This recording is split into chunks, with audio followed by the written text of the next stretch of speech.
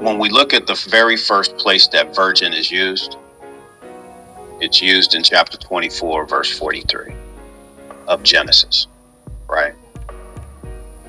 And the two words that's used is Bethulah and Alma. Now, Alma is the word that's used in Isaiah 7:14. So those words are used interchangeably. And your argument is a Jewish argument, where they're trying to restrict the semantic range of the word Alma to meaning young woman. Yes. Okay, that's false. Okay, because Rebecca was an Alma and a Bethulah. Twice in the same chapter, virgin is used, and it uses two different Hebrew words, Alma and Bethulah. They say, well, Bethulah actually means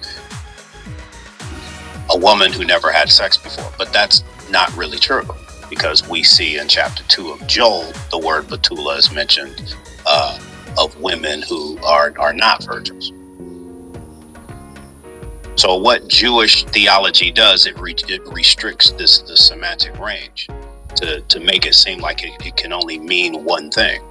But where they get in trouble is when we go to the Septuagint, where we have the Isaiah translated into the Koine Greek by ancient Jewish scribes. And they translate the word Alma as Parthenos, where we get parthenogenesis, is a New Testament theological term, born of a virgin. Well, Matthew, who is a Jew, is using the Septuagint, and Parthenos in Greek means nothing but virgin. But at the time, so that means that the earliest interpretation, earliest, most ancient Jewish interpretation that we have of Isaiah 7:14 is that Alma meant she was a virgin, never been with a man before. It's completely restricted to that meaning in the Greek. 2.5 centuries before Jesus was born, this is what the Jewish sages said. So I could give 2 cents what a modern Jew says. Of course he's going to say that, because he has to find a way to eliminate Jesus from being the Messiah.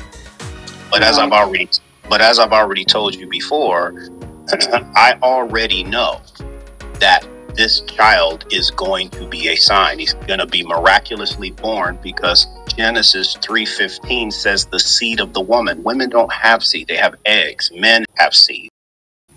Okay, I understand that. This is literally an argument I could give to you. But what I'm saying is that it has major problems to it, because number one, Isaiah's wife was not a virgin. He already had a son. Well, according to your definition, she wasn't a virgin. No, according to the lexical definition.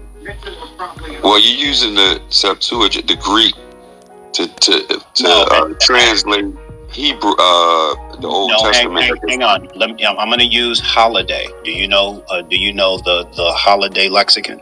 No. Okay, so hang on a second. Let me go back to Isaiah. DL, I'm wondering why we're discussing this with a Muslim who believe in virgin birth. I know. I never understood that. Because we already know Isa ibn Maryam of the Quran is like a fictional character. No prophet ever mentioned him. But they could at least have something on their side by saying, hey, Isa was born to a virgin and he fulfilled Isaiah chapter 7:14.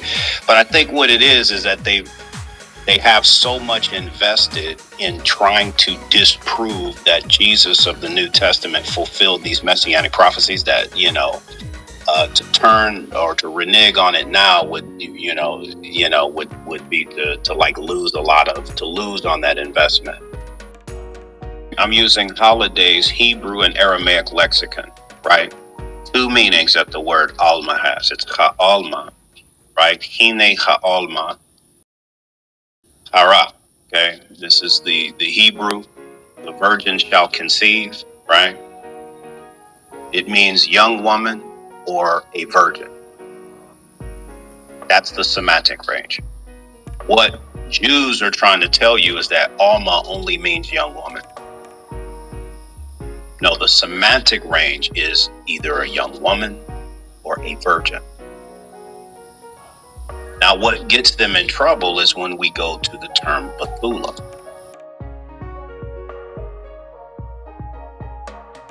Both words are used to describe her. And both words have within its semantic range virgin. And she was a virgin, and she was a young woman. But as I said, I don't care about that because, like I said, you guys, Muslims, who for some reason, I don't know why you guys try to go to Jews.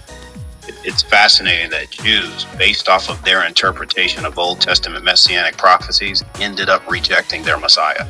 And then the Quran itself condemns them for doing that in Surah 61:14. But you guys want to team up with them in their interpretations of scriptures, which based on their interpretations of those scriptures, they ended up rejecting their Messiah, which means their interpretations have to be wrong.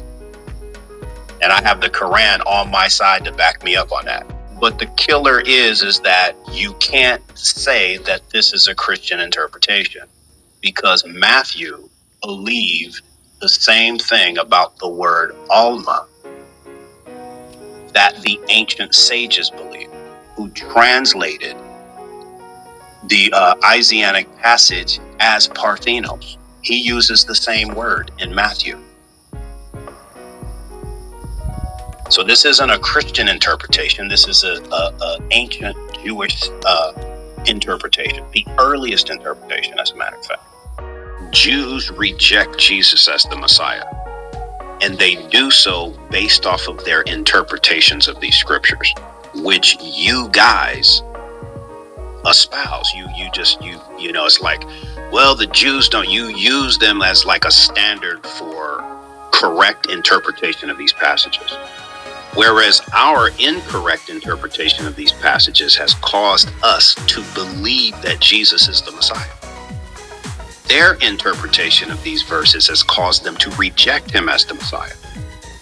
And your Allah, he literally says that he aided those, the Israelites who believed in Jesus as the Messiah against the disbelievers. But you guys are always teaming up with disbelievers, the Jews that disbelieved in him, and don't believe he's the Messiah. That fascinates me because if I were a Muslim, I'd be scared to death to do that, because I would be doing something that Allah never did. If I'm going to side with any Jews, I'm going to side with the Jews that accept him as the Messiah. But from a practical standpoint, you wouldn't be able to do that because they believe the truth about the Messiah, that he died by crucifixion, he rose again, and he's divine. I mean, that's like a bad position to be in. I literally have to go against my own Quran to be able to develop an argument against Christians who, according to the Quran itself, are the closest to me in love and friendship. That blows me away, man. I don't know how I could be a Muslim and ever team up with a Jew against a Christian, like I see all the time on social media. Because the Christian, according to the Quran, is my closest in love and friendship. My biggest enemy is the Jew and the polytheist.